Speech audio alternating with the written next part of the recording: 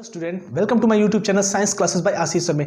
देखिए, previous video हमने बताया था कि जब एक समान यानी यूनिफॉर्म इलेक्ट्रिक फील्ड होती है तो वहाँ पे जो चार्ज पार्टिकल होता है वो किस प्रकार से बिहेव करता है, यानी कि उसकी जो स्पीड होती है, उसकी काइनेटिक एनर्जी होती है वो कितनी होती है, उसके प्रीवियस वीडियो में हमने आपको बताया था। आज हम आपको बताने जा रहे हैं कि एक समान वैद्युत क्षेत्र में जो चार्ज पार्टिकल होता है, जो चार्ज पार्टिकल होता है आवेशित कण का गमन पथ क्या होगा, यानी वह किस रास्ते से उस इलेक्ट्रिक फील्ड से क्रॉस होगा।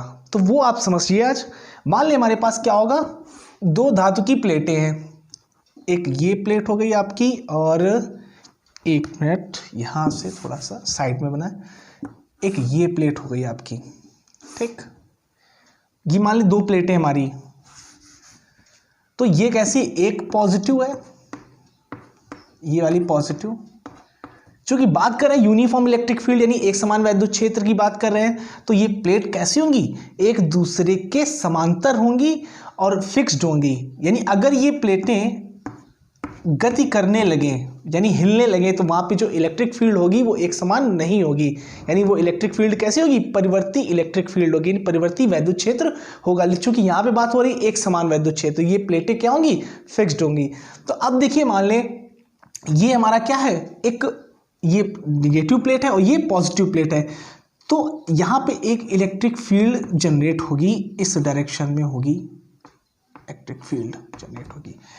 अब मान लें हमारा कोई m द्रव्यमान का एक पार्टिकल है, पार्टिकल कैसा है, उसका मास कितना है, m द्रव्यमान का पार्टिकल है, और वो पार्टिकल प्रवेश करता है, वो पार्टिकल कहीं बाहर से आके इस इलेक्ट्रिक फील्ड के परपेंडिकुलर इसमें इंटर करता है। मान लें यहाँ से एक पार्टिकल आ रहा है, यहाँ से एक पार्टिकल आ रहा है और इस इलेक्ट्रिक फील्ड में, चूंकि इलेक्ट्रिक फील्ड की डायरेक्शन नीचे की ओर है और ये बिल्कुल स्ट्रेट लाइन में चला आ रहा है, तो यानी कि ये परपेंडिकुलर यानी लंबवत इस इलेक्ट्रिक फील्ड में इंटर कर रहा है। मान लें इस पार्टिकल का जो मास है वो कितना है, m, और चार्ज कितना है, q। जब ये इस इलेक्ट्रिक फील्ड में एंट्री करेगा तो होगा क्या, मान ली ये डिस्टेंस x है और ये डिस्टेंस है y है, यानी इस जो पार्टिकल की x अक्ष की दूरी है वो कितनी है, x है, और y अक्ष से दूरी कितनी है, y है।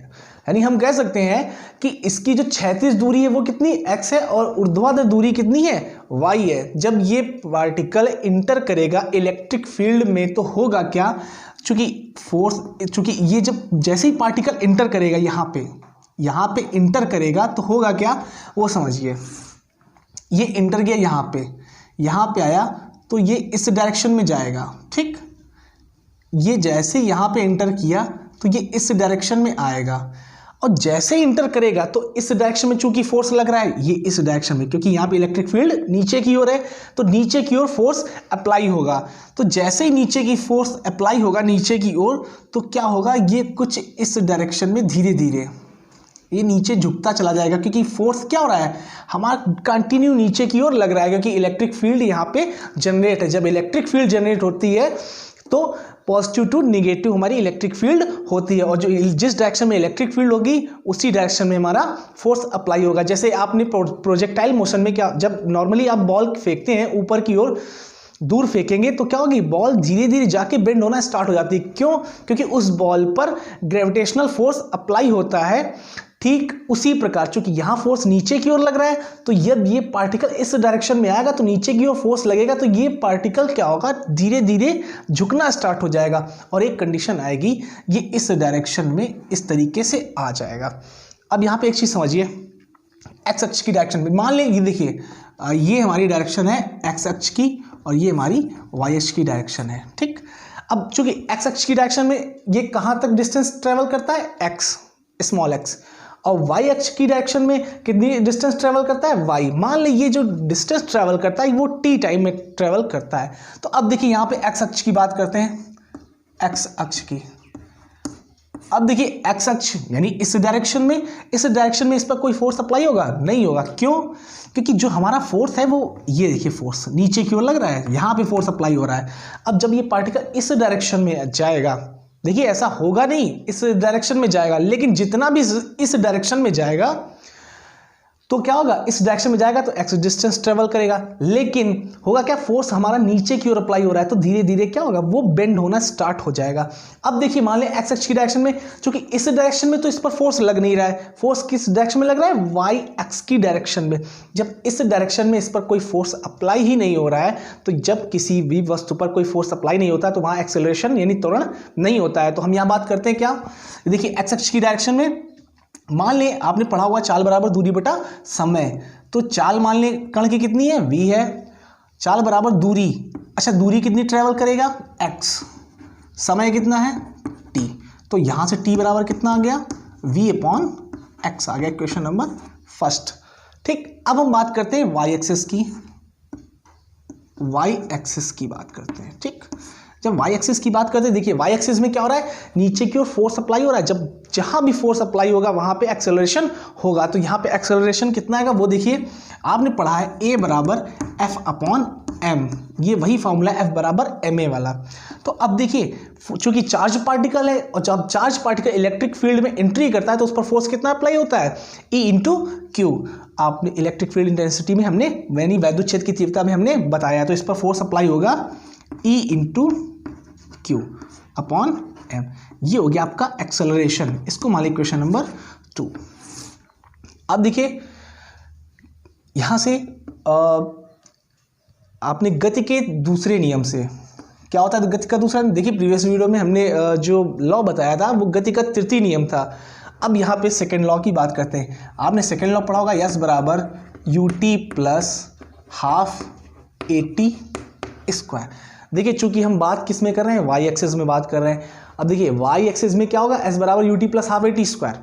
अच्छा एक बात यहाँ समझिए, वाई एक्सिस में इस डायरेक्शन में कितनी डिस्टेंस ट्रेवल हो रही है, वाई स्मॉल वाई, तो यहाँ पे स्मॉल वाई लिख देते हैं। अच्छा यू यहाँ पे जीरो होगा, वो क्यों होगा, देखिए मान लें आप एक पानी की डायरेक्शन, पानी की धारा बह रही है, आप उसमें क्या हो रहा है, जैसे मान लें यहाँ पे पानी बह रहा है, इस डायरेक्शन में बह रहा है पानी, आप यहाँ पे दौड़ के जाएं, एंट्री मारें, क्योंकि लंबवत है इस डायरेक्शन में पानी बह रहा है, तो ऐसा नहीं होगा कि आप जैसे ही जाएंगे, चूंकि आप स्पीड से आ रहे हैं, ऐसा नहीं होगा कि आप तुरंत यहाँ से बहने लगे, थोड़ा सा आगे जाएंगे फिर इस डायरेक्शन में बेंड होने लगे, क्योंकि फोर्स इस डायरेक्शन से अप्लाई हो रहा है।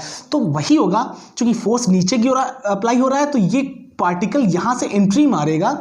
जब ये पार्टिकल यहाँ से एंट्री मारेगा, ऐसा नहीं होगा कि यहीं से बेंड होना स्टार्ट कर देगा, थोड़ा सा आगे जाएगा। क्यों, क्योंकि जो हमारा पार्टिकल है वो स्पीड से आ रहा है, कितनी भी स्पीड से आ रहा है, v वेलोसिटी से इंटर कर रहा है। तो यहाँ पे जो इस डायरेक्शन में जो यानी इस डायरेक्शन यानी वाई एक्स की डायरेक्शन में जो हमारा प्रारंभिक वेग होगा वो कितना होगा, शून्य होगा।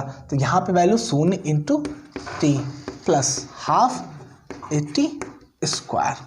अब देखिए यहाँ पे क्या अच्छा, y बराबर half A T square.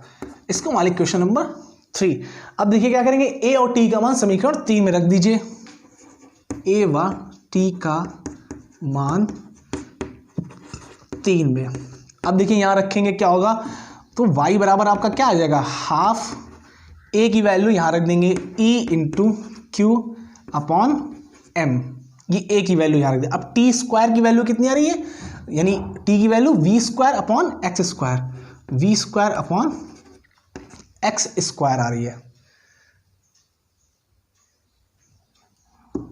Sorry एक मिनट, थोड़ी सी मिस्टेक हो गई यहाँ पे। यहाँ देखिए यहाँ होगा आपका चाल बराबर दूरी बटे समय, यहाँ पे आपकी दूरी कितनी है x, दूरी बटे समय, तो t बराबर कितना आएगा आपका, t बराबर आएगा x अपॉन v आएगा। ठीक, यहाँ पे देख लीजिए, तो t की जगह हम क्या लिखेंगे, t की जगह आपका क्या आएगा, x upon V square, X square upon V square आएगा। अब देखिए यहाँ पे y बराबर half E Q M V square into X square. ये जो आपकी इक्वेशन है और जो पैराबोला की इक्वेशन है वो इससे मैच करती है। पैराबोला की जो इक्वेशन होती है y बराबर सी एक्स स्क्वायर होती है, यानी कि परवलय की इक्वेशन जो होती है वो इस टाइप से होती है।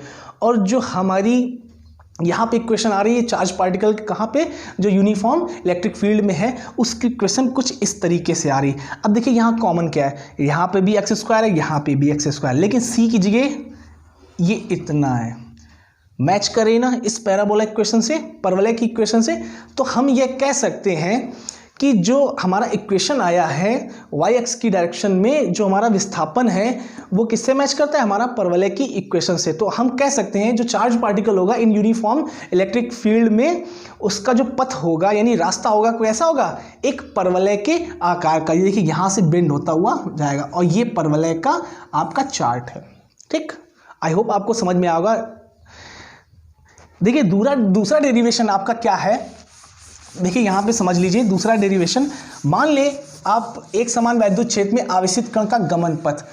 अब मान ले यहाँ पे बात कर ले कि एक समान वैद्युत क्षेत्र में आवेशित कण के भार का संतुलन, आवेशित कण के एक समान वैद्युत क्षेत्र में आवेशित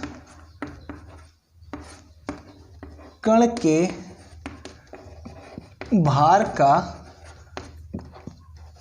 संतुलन, यानी किस कंडीशन में वो संतुलन की अवस्था में होगा वो समझ लीजिए। यहाँ पे मान लिया हमारे पास क्या है, एक प्लेट है, एक पॉजिटिव प्लेट है और एक कैसी है हमारी निगेटिव प्लेट है। जो हमारा जो चार्ज पार्टिकल होगा वो बैलेंस कंडीशन में किस कंडीशन में होगा वो समझिए।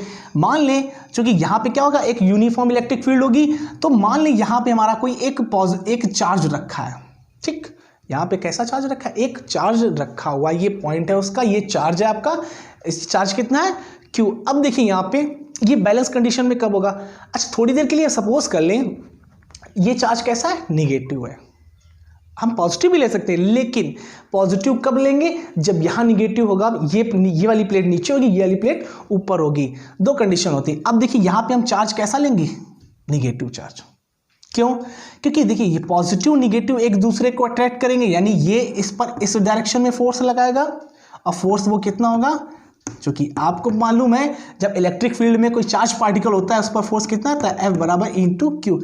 लेकिन इस पार्टिकल का जो वेट होगा यानी भार होगा वो नीचे की ओर होगा, तो वो कितना होगा, F बराबर mg।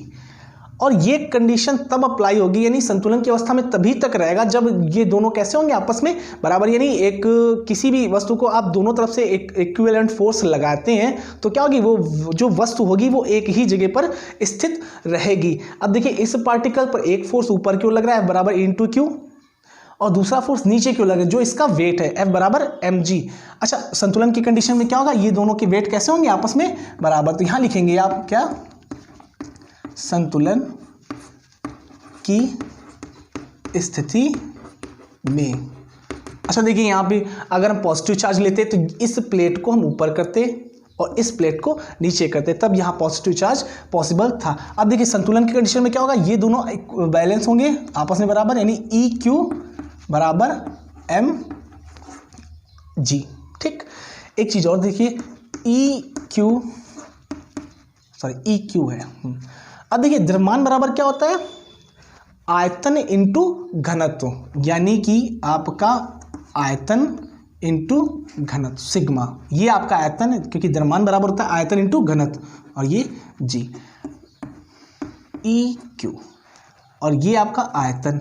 देखिए जो हमने चार्ज पार्टिकल लिया वो क्या होगा, एक स्फेयर होगा यानी गोलाकार होगा, और गोले का आयतन कितना होता है, 4/3 पाई r क्यूब होता है, घनत्व और ये g। तो यहाँ से q बराबर कितना जाएगा आपका, 4/3 पाई r cube g upon e होगा। कहने का मतलब है कि अगर आपका चार्ज इन दोनों प्लेटों के बीच में, अगर आपका चार्ज इतना होगा, अगर आपका चार्ज इन दोनों प्लेटों के बीच में इतना होगा, अगर निगेटिव चार्ज है तो निगेटिव इतना होगा, तो क्या होगा, ये जो चार्ज पार्टिकल होगा ये बैलेंस कंडीशन में होगा। आई होप आपको समझ में आया होगा। अगर आपको समझ में आया तो वीडियो को लाइक करें और चैनल को सब्सक्राइब करें। Thank you. अपने दोस्तों के साथ भी इसको शेयर करें।